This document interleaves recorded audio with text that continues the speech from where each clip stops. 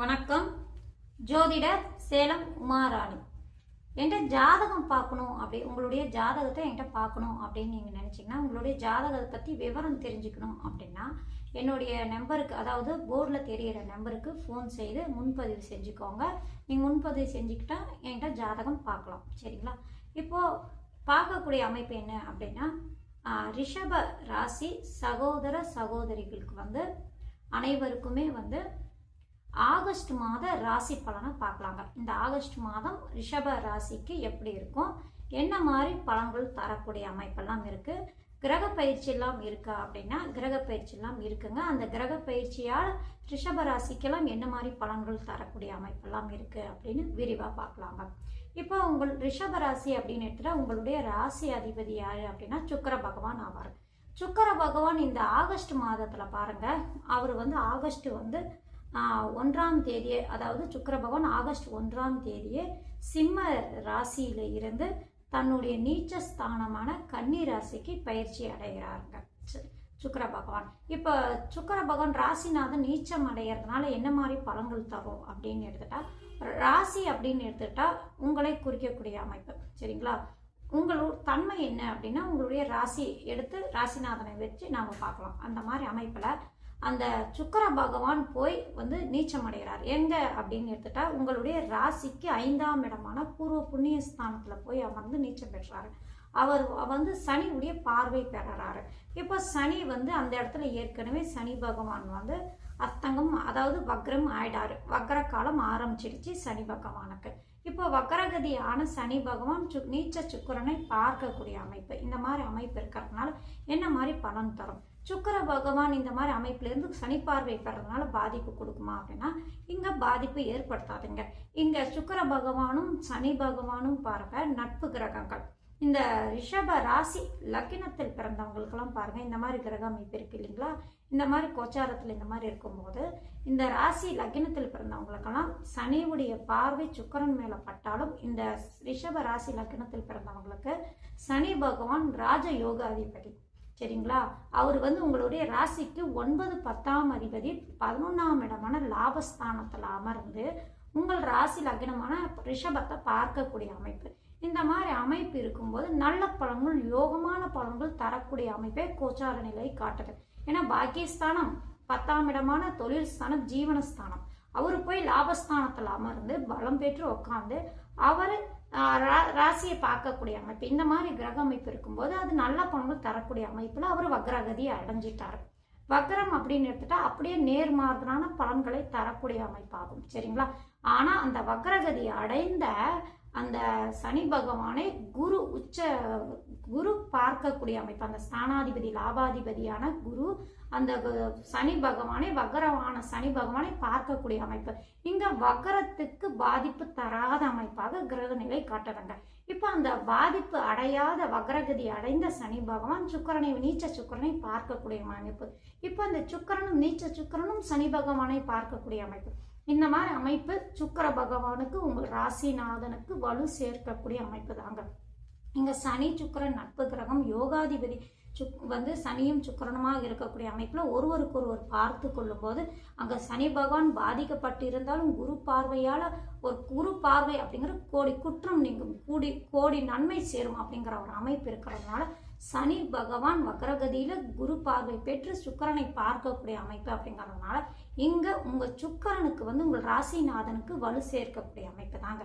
சின்ன சின்ன பிரச்சனைகள் இந்த மாதங்கள் வரக்கூடிய வாய்ப்பு உண்டு. அது எந்த மாதிரி அமைப்பு அப்படின்னு எடுத்துட்டானா, உங்களுடைய ராசிக்கு ராசியில இருந்த செவ்வாய் பகவான் ராசிக்கு 2ஆம் இடமான குடும்பஸ்தானத்துக்கு பயிற்சி அடைகிறாரு இந்த மாதம், ஆகஸ்ட் மாதம் 2ஆம் தேதி.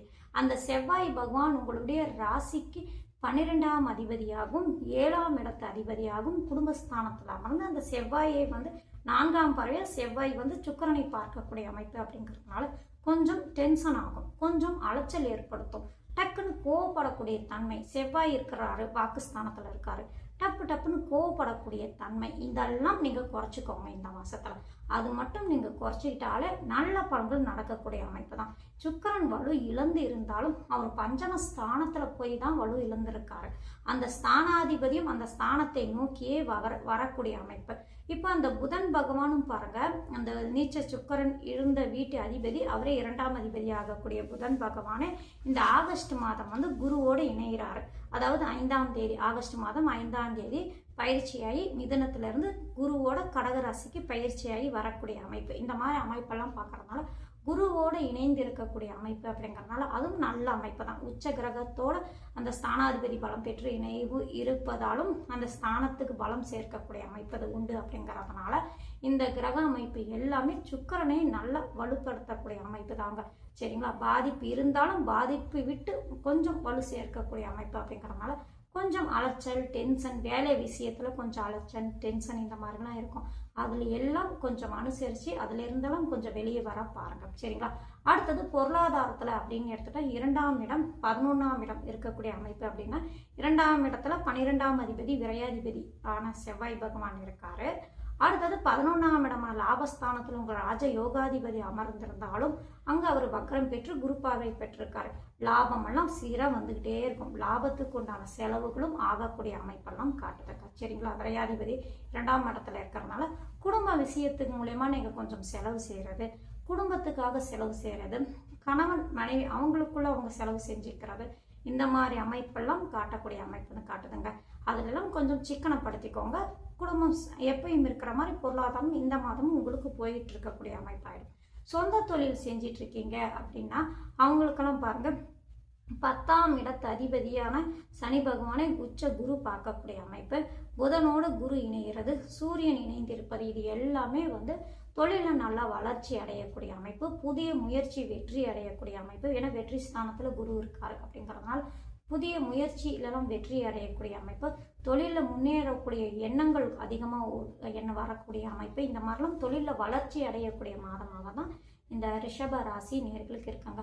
இல்லத்தரசிக்கு அப்படின்னு எடுத்துட்டா குடும்ப பெண்கள் இல்லத்தரசிக்கெல்லாம் எடுத்துக்கிட்டாங்கன்னா கொஞ்சம் பேச்சு கொஞ்சம் குறைச்சிக்கோங்க. டக்குன்னு கோவப்படாதீங்க.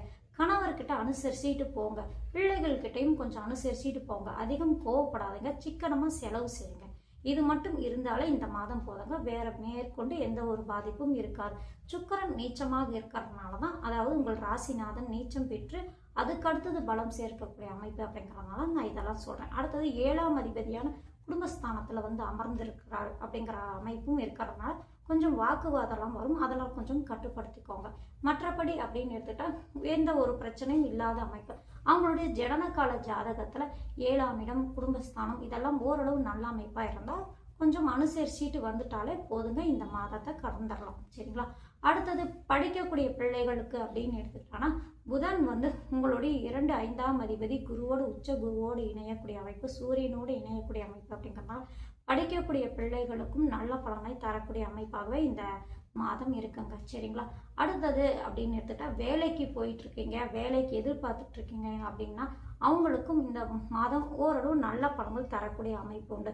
6ஆம் அதிபதி வந்து நீச்சமாக இருந்தாலும் தொழில்காரகரான சனி பகவான் யோகாதிபதியுடைய பார்வை இருக்கிறதுனால தொழிலும் சரிங்க, வேலை விஷயத்திலும் சரிங்க, கொஞ்சம் கூட வேலை செய்கிறவங்க, உங்களுக்கு கீழே வேலை செய்கிறவங்க, நீங்கள் சொந்த தொழில் செஞ்சிட்டு இருக்கீங்கன்னா அங்கே நீங்கள் வேலைக்கு வச்சிட்டு இருக்காங்களா ஆட்கள், அவங்கக்கிட்ட எல்லார்கிட்டையும் கொஞ்சம் அனுசரித்து போகக்கூடிய அமைப்பாக காட்டுது. சரிங்களா?